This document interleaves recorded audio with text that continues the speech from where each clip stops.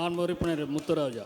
மாண்புமிகு பேரவைத் தலைவர் அவர்களே, பகுத்தறிவு பகலவன் தந்தை பெரியார், பேரறிஞர் அண்ணா, தமிழர்களின் உரிமைகளுக்காக ஓய்வில்லாமல் உழைத்த முத்தமிழறிஞர் தலைவர் கலைஞர் அவர்களை வணங்குகிறேன்.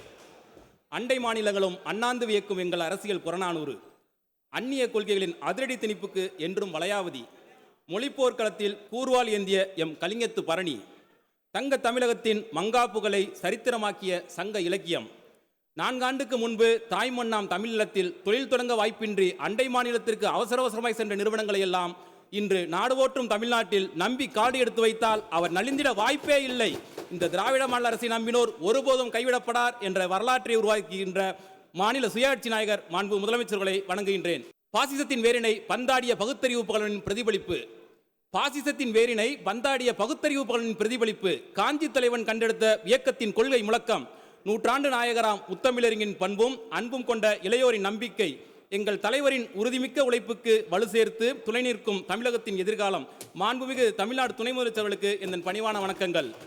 பெருமதிப்பிற்குரிய பேரவைத் தலைவர் அவர்களுக்கும், பேரவை துணைத் தலைவர் அவர்களுக்கும், அவை முன்னவர் அவர்களுக்கும், மாண்புமிகு அமைச்சர் பெருமக்களுக்கும், எனது மாவட்ட அமைச்சரான சட்டத்துறை மற்றும் பிற்படுத்தப்பட்டோர் நலத்துறை அமைச்சர்களுக்கும், திறன்மிக்க வகையில் தொழில்துறையை சிறப்பாக முன்னெடுத்து சென்று கொண்டிருக்கும் மாண்புமிகு தொழில்துறை அமைச்சர் அவர்களுக்கும், அரசு கொறடா அவர்களுக்கும், தோழமை கட்சி உறுப்பினர்களுக்கும் மற்றும் அனைத்து மாண்புமிகு சட்டமன்ற உறுப்பினர்களுக்கும் வணக்கத்தை தெரிவித்துக் கொள்கின்றேன்.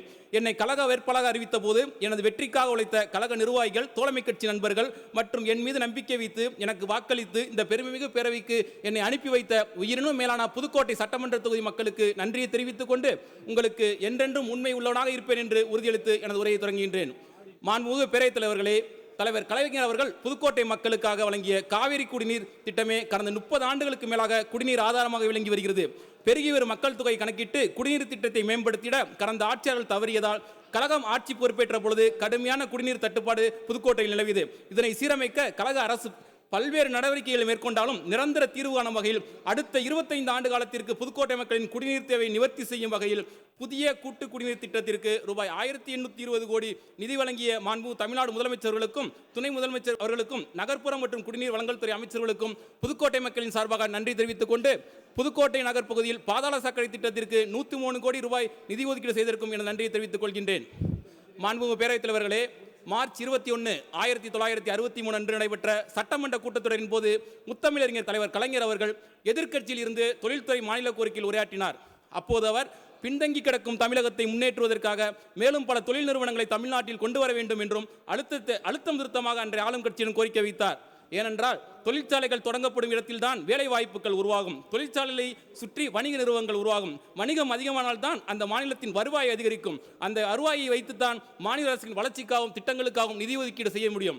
இதை உணர்ந்த தலைவர் கலைஞர் அவர்களின் எண்ணத்தில் தோன்றியதுதான் 1970ஆம் ஆண்டு தொடங்கப்பட்ட சிட்கோ எனும் சிறு தொழில் வளர்ச்சி கழகம்.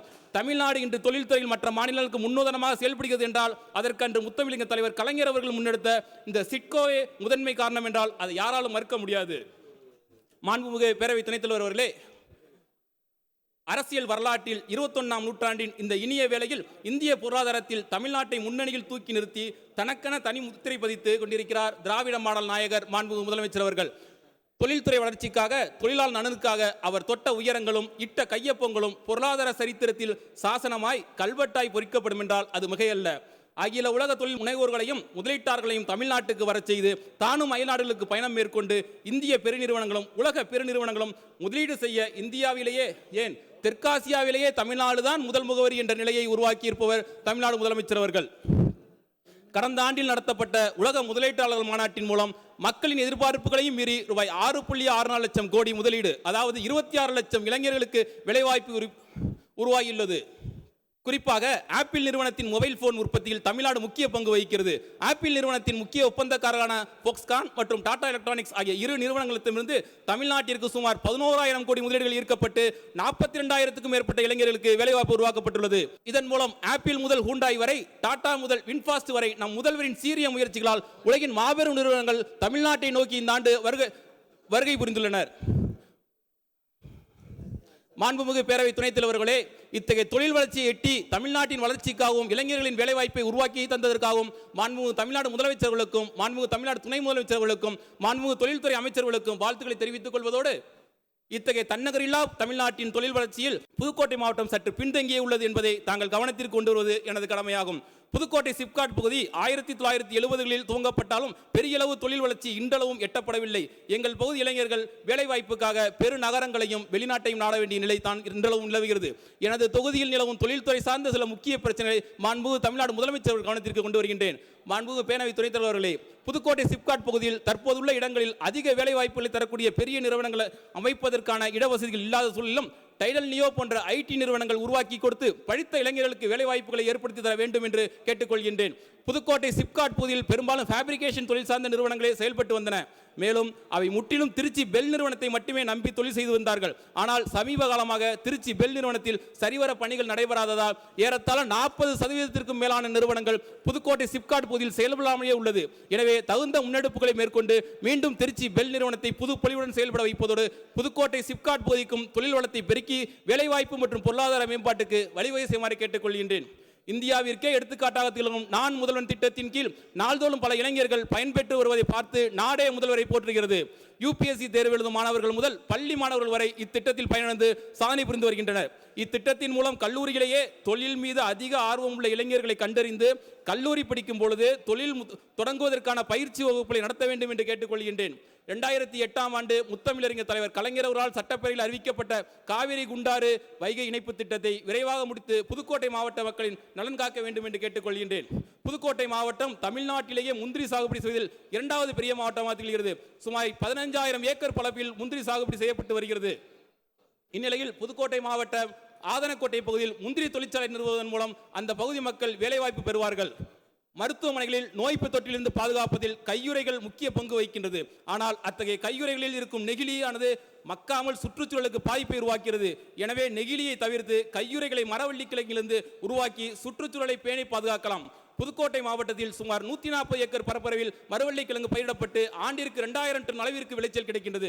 எனவே மரவள்ளி கிழங்கை பயன்படுத்தி மக்கும் பிளாஸ்டிக்கை உருவாக்கும் எக்கோபிளாஸ்ட் நிறுவனம் அமைத்து தருமாறு கேட்டுக்கொள்கின்றேன்.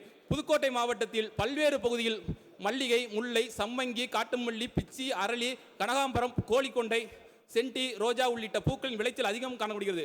மாவட்டத்தில் இருந்து பிற பகுதிகளுக்கு பூக்கள் விற்பனைக்கு கொண்டு செல்லப்படுகிறது. இந்நிலையில் பூக்களின் விளைச்சல் அமோகமாக உள்ள காலங்களில் பூக்களுக்கு உரிய விலை கிடைப்பதில்லை. வாசனை திரவியம் தொழிற்சாலை மற்றும் அழகு சாதன தொழிற்சாலை, பெர்ஃப்யூம் ஃபேக்டரி, காஸ்மெட்டிக் இண்டஸ்ட்ரி அமைத்து தரும்படி கேட்டுக்கொள்கின்றேன். புதுக்கோட்டை மாவட்டம் விவசாயத்திற்கு அதிக அளவில் டிராக்டர் விற்பனை மாவட்டமாகும். கட்டுமான தேவைகளுக்காகவும் கனரக வாகனங்கள் அதிகமாக பயன்படுத்தப்பட்டு வருகிறது. கனரக வாகனங்கள் பயன்படுத்துவதில் நாமக்கல், சேலம், கரூர் ஆகிய மாவட்டங்களுக்கு அடுத்தபடியாக புதுக்கோட்டை இருந்து வருகிறது. புதுக்கோட்டையில் வாகன உதிரிப்பாகங்கள் உற்பத்தி அதிகரித்து மக்கள் பயன்பாட்டுக்கு ஏதுவாக உதவ புதுக்கோட்டை சிப்காட் தொழில் வளாகத்தில் வாகன உதிரிப்பாகங்கள் தயாரிக்கும் ஆலையை automobile spare parts manufacturing company நிறுவி தரும்படி கேட்டுக்கொள்கின்றேன். மேலும் என தொகுதி சார்ந்த கோரிக்கையை தங்களிடம் கொடுத்து இதை நான் படித்ததாக அவை குறிப்பில் ஏற்றுமாறு கேட்டுக்கொள்கின்றேன். மாண்புமிகு பேரவைத் தலைவர் அவர்களே, தமிழ்நாட்டு வரலாற்றில் கழகம் ஆட்சியில் இருந்தாலும் சரி, எதிர்க்கட்சியாக திகழ்ந்த போதும் சரி, தமிழ்நாட்டு மக்களின் உரிமைகளை பாதுகாத்து வளர்ச்சிக்கு துணை நிற்கும் இயக்கமாக திகழ்வதுதான் திராவிட முன்னேற்ற கழகம். தொழில் வளர்ச்சி மட்டுமின்றி மனித மேம்பாட்டிலும் இந்திய ஒன்றியத்தில் எந்த மாநிலத்தையும் ஒப்பிட முடியாத அளவிற்கு இந்திய சராசரியை விட பல மடங்கு முன்னேறி இருக்கிறது தமிழ்நாடு. இதை பொறுக்காத டெல்லி தமிழ்நாட்டை அனைத்து விதத்திலும் வஞ்சிக்கிறது. ஆனால் அவர்கள் கனவு ஒருபோதும் நிறைவேறாது. ஆணவத்துக்கும் அதிகார வர்க்கத்திற்கும் சட்ட ரீதியாகவும் கொள்கை ரீதியாகவும் சம்மட்டியடி கொடுத்து இந்திய ஒன்றியத்திற்கு சமூக நீதி மற்றும் மாநில உரிமை பாடம் கற்பிக்கும் நிகழ்கால ஆசிரியராக திகழ்கிறார் நமது மாண்புமிகு தமிழ்நாடு முதலமைச்சர் அவர்கள். 2021 சட்டமன்ற தேர்தலின் போது அதிகார பலத்துடன் ஆட்சியாளர்கள் கழகத்தை எதிர்த்த போதிலும் அஞ்சாத சிங்கமாக சீறி எழுந்து மக்களை சந்தித்து தமிழ்நாடு முழுவதும் சென்று வென்றார் சரித்திர நாயகன் திராவிட மாடல் முதல்வர் அவர்கள். வரவிருக்கும் 2026 தேர்தலில் கழக அரசின் சாதனைகளோடும் தமிழ்நாட்டு மக்களின் பேராதரவோடும் ஆட்சியை பிடித்து 2030 1 டிரில்லியன் பொருளாதாரத்தை கொண்ட ஒரே மாநிலம் என்ற நிலைக்கு தமிழ்நாட்டை உயர்த்தவிருக்கும் மாண்புமிகு தமிழ்நாடு முதலமைச்சர் அவர்களுக்கும் மாண்புமிகு தமிழ்நாடு துணை முதலமைச்சர் வாழ்த்தி வணங்கி மகிழ்வதோடு முத்தமிழறிஞர் தலைவர் கலைவர் அவர்கள் வழி நின்று தமிழ்நாட்டு மக்களின் நலன் காக்க, மாநில உரிமை மீட்க தமிழ்நாடு போராடும், தமிழ்நாடு வெல்லும் என்ற முழக்கத்தோடு நன்றி கூறி விடைபெறுகின்றேன். நன்றி, வணக்கம். மாண்புமிகு தொழில்துறை அமைச்சர். மாண்புமிகு பேரவைத் தலைவர் அவர்களே, சட்டமன்ற உறுப்பினர் திரு அசோகன் அவர்கள் பேசும்பொழுது சிவகாசிக்கு ஐடி பார்க் ஒன்று வேண்டும் என்று கேட்டார். அனைத்து எம்எல்ஏக்களிடம் அந்த கோரிக்கை வந்து வருகிறது. டெக்னிக்கல் அந்த ஃபீஸிபிலிட்டி இருந்தால் நிச்சயமாக அங்கே கொண்டு வரப்படும். அருமை சகோதரர் முத்துராஜா அவர்கள் எம்எல்ஏ அவர்கள் பேசும்பொழுது புதுக்கோட்டைக்கு புதிய சிப்காட்டும் புதிய டைடல் நியோவும் வர வேண்டும் என்று கேட்டுக்கொண்டார். புதுக்கோட்டைக்கு நிச்சயமாக புதுப்பொலிவு பெருக்கும். ஏனென்றால் திருச்சிக்கும் மிகப்பெரிய நிறுவனங்கள் வந்து சேர்ந்து கொண்டிருக்கின்றன. மணப்பாறையில் ஏற்கனவே உங்களுக்கு நன்றாக தெரியும், மணப்பாறையில் சிப்காட் பூங்காவில் அங்கே ஜேபல் போன்ற ஒரு மிகப்பெரிய மின்னணு உற்பத்தி நிலையமெல்லாம் அங்கே வந்து கொண்டிருக்கின்றன. எனவே அங்கேருந்து ஒரு எஃபெக்ட் வந்து புதுக்கோட்டைக்கும் நிச்சயமாக இருக்கும். புதுக்கோட்டையில் ஏற்கனவே ஒரு திருச்சிக்கு ஒரு ஹெவி இன்ஜினியரிங் பார்க்கும் அறிவித்திருக்கிறார் திராவிட நாயகன் அவர்கள். அதோட எஃபெக்டும் புதுக்கோட்டைக்கு நிச்சயமாக மிகப்பெரிய அளவில் இருக்கும் என்று கூறி வருகிறார்.